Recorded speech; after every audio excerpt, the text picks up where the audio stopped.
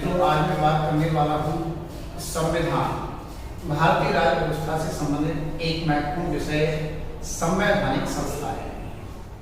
संवैधानिक संस्थाओं के अंतर्गत अगर हम बात करें, जैसे कि चुनाव आयोग, जैसे कि महान्यायवादी, जैसे कि सीएजी, जैसे कि वित्त आयोग, जैसे कि UPSC, union public service commission, इन सभी संस्थाओं पर परीक्षाओं में सवाल आ रहे होते हैं। हर परीक्षा में यहाँ से सवाल आ रहा होता है। ये प्रतियोगी परीक्षाओं की दृष्टि से अत्यंत महत्वपूर्ण एरिया है।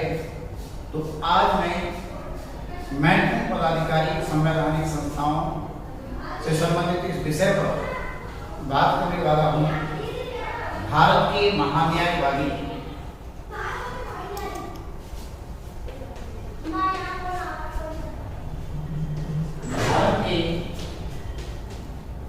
महान्यायवादी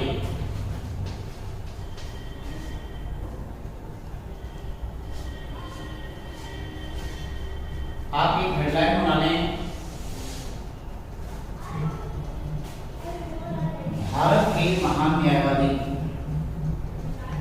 एक बहुत ही चर्चित, अक्सर चर्चाओं में, समाचार पत्रों में रहने वाला नाम भी attorney general of India, Bharat के महान न्यायवादी। इस पदाधिकारी पर कैसे सवाल आ रहे होते हैं, इनसे जुड़े हुए जो प्रमुख मुद्दे हैं उनको आप समझिए। जैसे परीक्षाओं में सवाल आ रहा होता है, भारत सरकार का या भारत का सर्वोच्च विधिक अधिकारी कौन है, सर्वोच्च कानूनी सलाहकार कौन है? आंसर होता है भारत का महान्यायवादी, अटॉर्नी जनरल ऑफ इंडिया, एजी। एक सवाल ये आ रहा होता है, इसका काम हुआ करता है भारत सरकार को कानूनी विषयों पर, महत्वपूर्ण विषयों पर सलाह देना, सुझाव देना।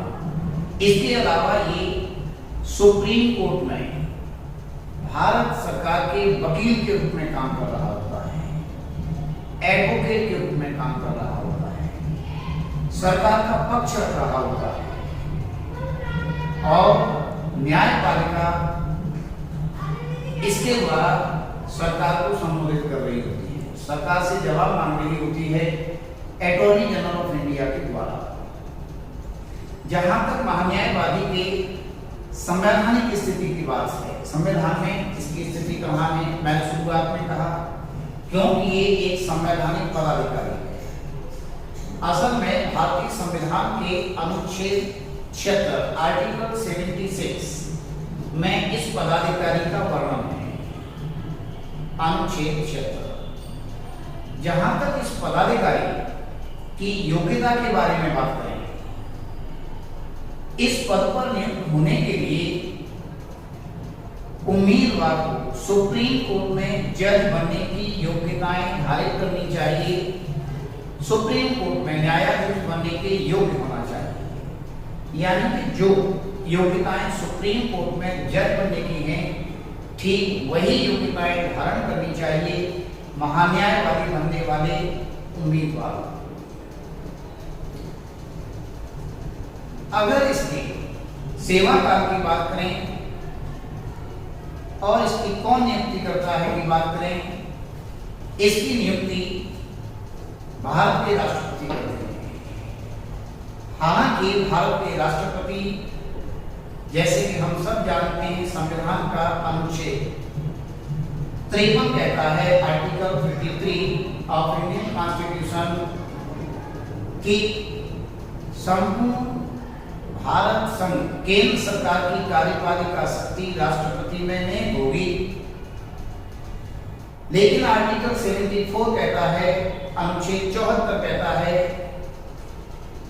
भारत के राष्ट्रपति को उसके कार्यों में सहयोग और सलाह देने के लिए एक मंत्रिपरिषद होगी, जिसका प्रधान प्रधानमंत्री होगा। इसका मतलब यह हुआ कि राष्ट्रपति अन्य कार्यों के अलावा जो नियुक्तियां कर रहे होते हैं केंद्र में, उन नियुक्तियों को करने से पहले प्रधानमंत्री और मंत्री परिषद से विमर्श करेगा, सलाह देगा।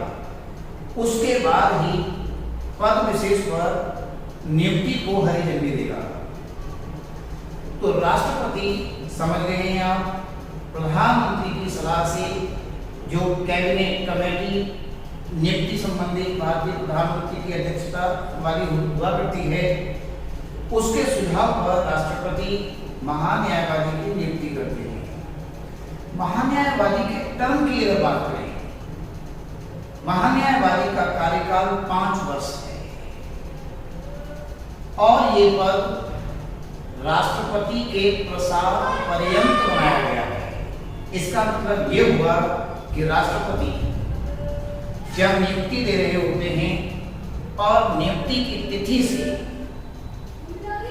महान्यायवादी अपने पद पर 5 वर्षों तक बना रहेगा। लेकिन क्योंकि प्रसाद पर्यंत है, इसका मतलब ये हुआ कि महान्यायवादी को राष्ट्रपति 5 वर्ष की अवधि से पहले ही सेवा काल में जब चाहे तब पद से हटा सकते हैं, पद मुक्त कर सकते हैं। और इस पदाधिकारी को पद से हटाने के लिए संसद में प्रस्ताव, जिसे सामान्यतः महाभियोग कह देते हैं, उसे चलाने की आवश्यकता नहीं है।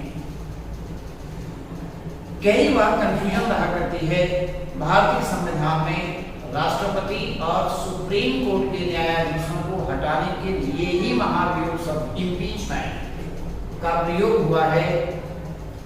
शेष जो पदाधिकारी हैं, चाहे यूपीएससी के अध्यक्ष, सीएजी या अन्य जो भी पदाधिकारी हैं, जो मैं शुरुआत में नाम ले रहा था, उनको एक प्रस्ताव संसद के दोनों सदनों में बहुमत से पारित कराकर पद मुक्त करा जा सकता है। तो ये पद राष्ट्रपति के प्रसाद पर्यंत पद है।